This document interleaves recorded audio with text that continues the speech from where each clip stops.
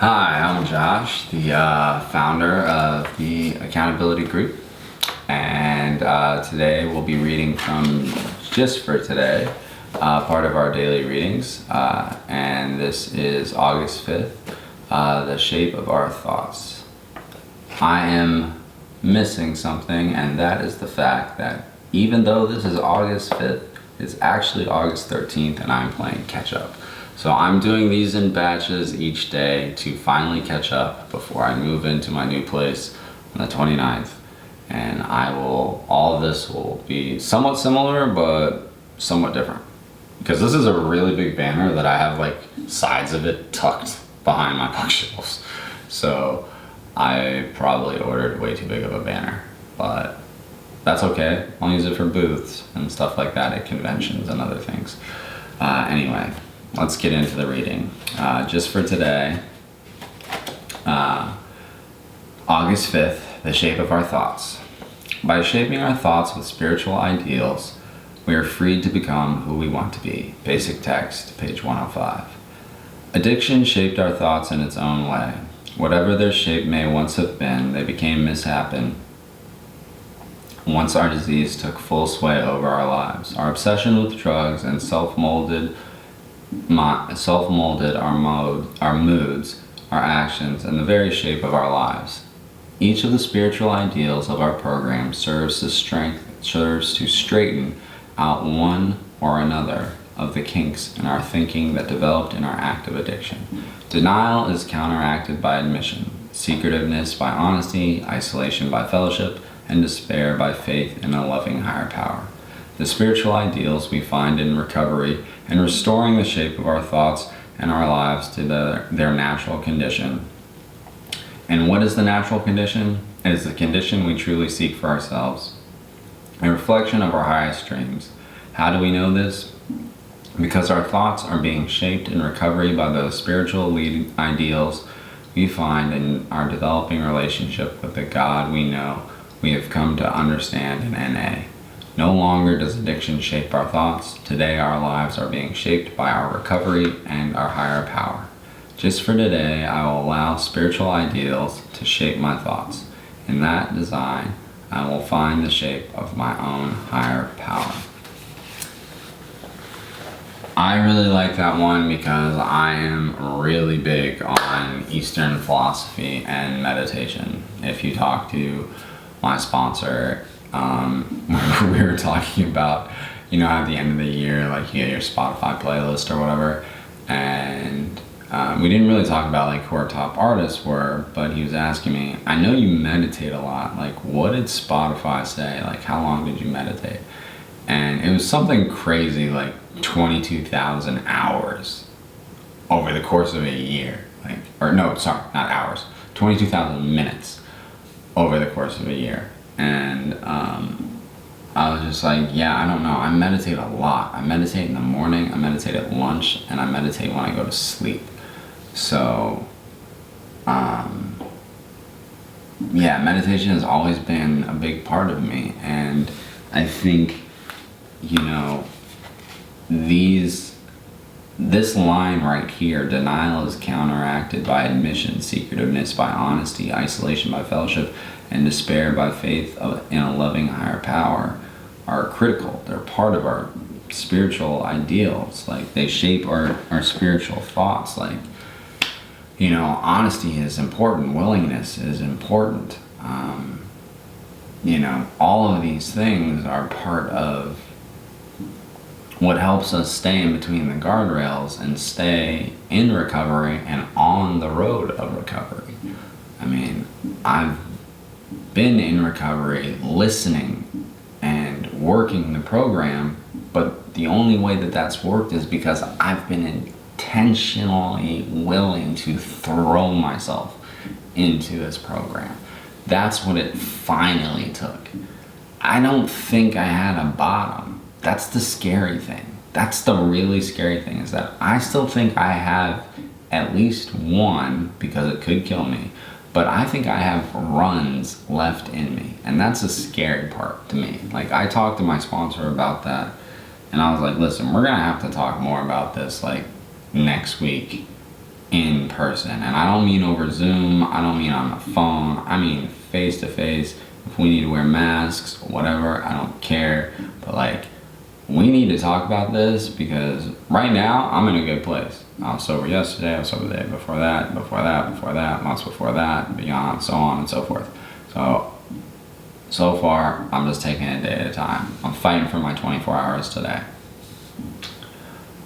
But still, it creeps into my mind sometimes that I might still have a run in me. Now, you can always go back out. That's one of the things that the old timers always tell me. They're like, you can always go back out, but there's no guarantee that you're going to be able to make it back in. So you might as well just stay in these rooms. And that's something that's stuck with me for a while now. But it's something that happened just recently, and I think it's because there's a lot of things happening this month. Like, I am moving to a new place. I am finishing up my last year of the 2 programs that I'm in for school. I am recently ending a relationship of 16 months. There's a lot of things that decided to happen in the beginning of August. So it was something that I contemplated. I didn't have a craving. I didn't have anything like that. But I explained to him, again, I'm one of those people that's brutally honest. Being secretive is not my thing. Like, I will tell you point blank, period. Like I said to my psychiatrist, I said some stuff to him, like, straight up. It wasn't profane. It wasn't anything that was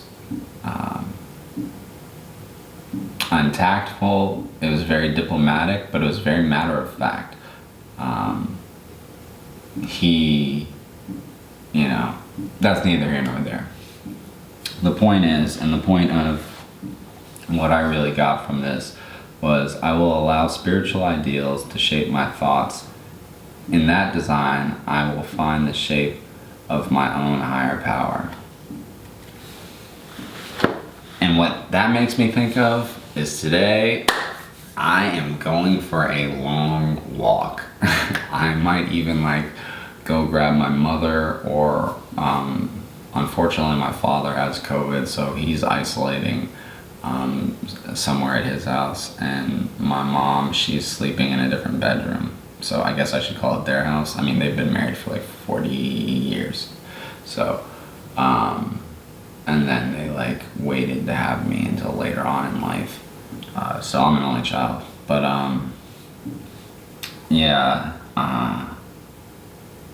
but yeah, I think that's what I'm gonna do, because the universe and nature is my higher power, and it'll continue to make me grateful and appreciate all the things that I have in my life, that both my parents are alive, that my friends are doing well, that my buddy just had his 2nd kid, and he's my brother from another mother, that I have the potential to continue this road to recovery that I've been on for so long, to actually put a bow on these different things that I've had in the works for a year now.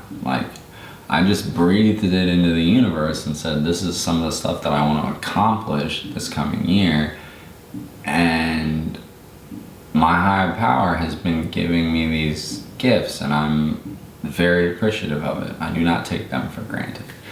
So I hope for you, whatever helps mold your spiritual ideals, whatever helps you be a conduit of your higher power, whatever helps you stay sober for these 24 hours, because that's what you're fighting for. Yesterday is gone, tomorrow's not promised. You're fighting for these 24 hours right here, right now.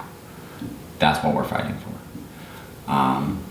That's the most important thing to me, and I think that spirituality aspect for me will really come from grabbing my mom, taking her out to lunch, and just walking, out of Great Falls or Theodore Roosevelt Island or something along those lines.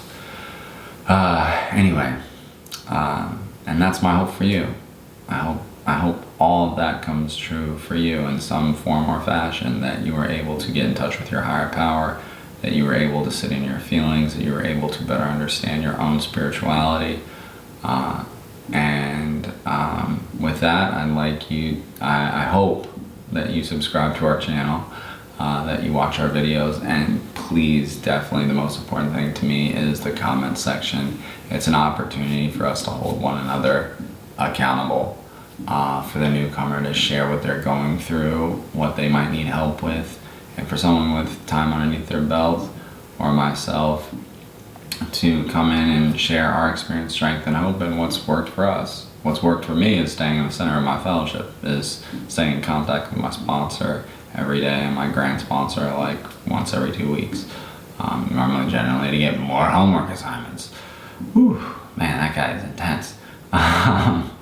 But all of that being said, yeah, please, if you could, or if you would rather, this isn't like a shameless plug, but yeah, if you do subscribe to the channel, you'll be able to get access and updates on the daily videos, which you can like and comment on, and the comment section can be a great area for us to build an even stronger fellowship virtually, because there are no borders on the internet, and we can all support one another as we share our experience, strength, and hope, whether it's a newcomer helping out someone who has time underneath their belt, reminding them, I don't ever want to go back to that, and a newcomer who's gaining wisdom and advice on how they can incorporate certain things into their road to recovery and continue their recovery.